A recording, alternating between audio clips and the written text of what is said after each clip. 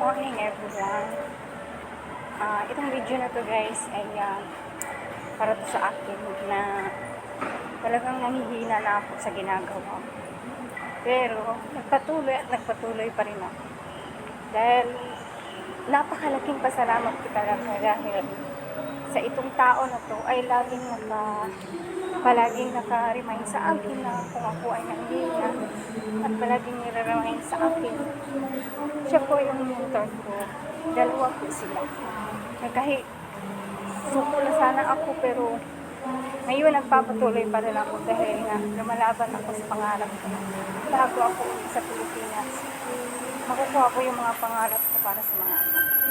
Ito po ay si mentor Lorely Rose Miranda at saka si mentor Josel Lade. Sila po yung lagi nakapagkatag sa akin dahil sila po yung laging nag-remind sa akin kung ipagpatuloy ko ba ito, gano'n. Sila talaga yung susi na huwag kang hihinto, gano'n. At maraming salamat po sa inyong dalawa dahil maraming salamat po dahil alam ko na nandito kayo palagi sa akin, na gusto ko na sanang hindi na ipagpatuloy pero nandyan kayo palagi sa akin. At nagpasalamat na ako kay Lord dahil siya ang naging binigyan niya ako ng lakas araw-araw sa mga paghihina ako at laging hindi niya ako pinapabayaan.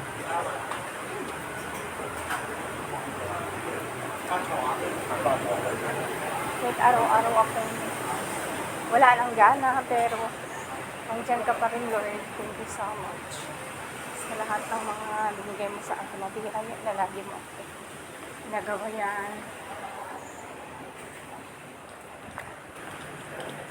na hindi mo ako pinabayaan.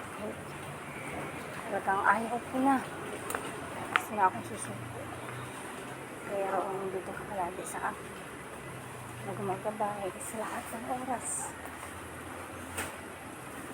At maraming salamat. At ito lang ang masishare ko ngayong araw na ito at masasabi ako thank you so much sa lahat.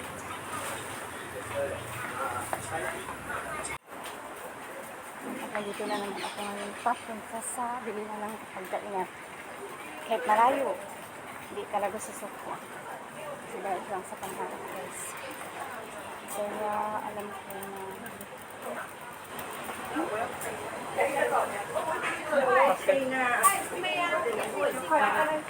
Kami 家嚟請奶